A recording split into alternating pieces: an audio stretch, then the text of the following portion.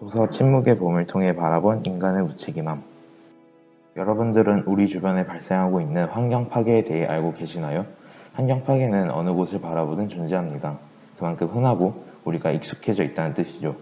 그중 저는 조금 생소할 수 있는 환경 파괴의 사례에 대해 다뤄볼 것입니다. 바로 이 살충제로 인한 환경 파괴에 대해 말이죠. 살충제라 하면 흔히 모기 스프레이 생각하는데 여기서 살충제란 농약을 의미합니다. 도서 침묵의 봄에서는 전 세계, 특히 미국에서 발생한 살충제로 인한 환경 파괴에 대해 소개하고 있습니다. 저는 이 책을 통해 살충제와 인간의 무책임과 이기심, 그리고 무지함에 대해 다루어 보고자 합니다.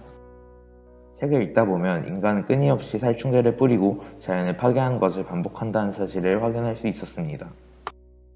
저는 이러한 행동이 이해가 되지 않아 과연 인간이 살충제가 환경에 미치는 영향을 모르고 이를 남용한 것일지, 피해가 발생했음에도 불구하고 살충제 사용을 멈추지 않을지에 대해 생각해 보게 되었습니다. 저는 두 가지 질문을 통해 인간의 무책임함과 이기심에 대해 알 수 있었습니다. 우선 인간은 살충제가 환경에 미치는 영향을 알고 자신이 남용하고 있다는 것을 충분히 알고 있었습니다. 하지만 인간은 앞으로 다가올 미래가 아닌 현재 이익만을 추구하여 피해가 발생함에도 살충제 사용을 줄이지 않고 오히려 사용을 확대하려는 이기적인 행동을 합니다.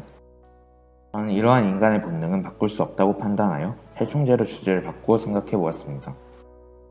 첫 번째로, 살충제가 문제가 된다면 다른 방법으로 해충을 박멸할 수는 없을지 고민해 보았습니다. 전 이것이 가능할지라도 인간들은 더 효율이 좋은 살충제를 놔두고 굳이 손해를 보면서까지 환경을 지키기 위해 다른 방법을 사용하려고 들지 않을 것이라는 결론에 도달하게 되었습니다.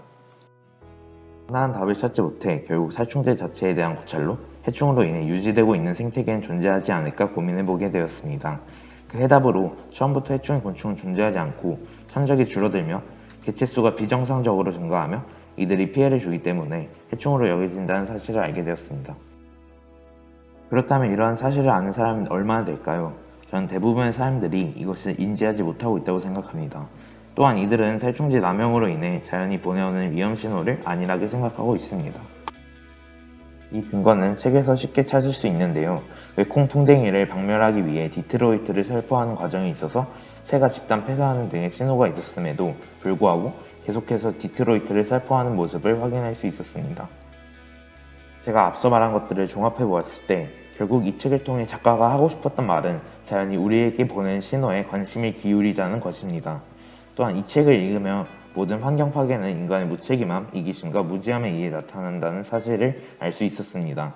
따라서 인간이 살충제를 남용하더라도 자연이 보낸 신호에 관심을 가진다면 환경 파괴를 멈출 수 있을 것이라고 생각합니다. 우리에게 다가올 봄을 침묵의 봄이 아닌 생기의 봄으로 바꿀 수 있도록 모두의 노력이 필요합니다.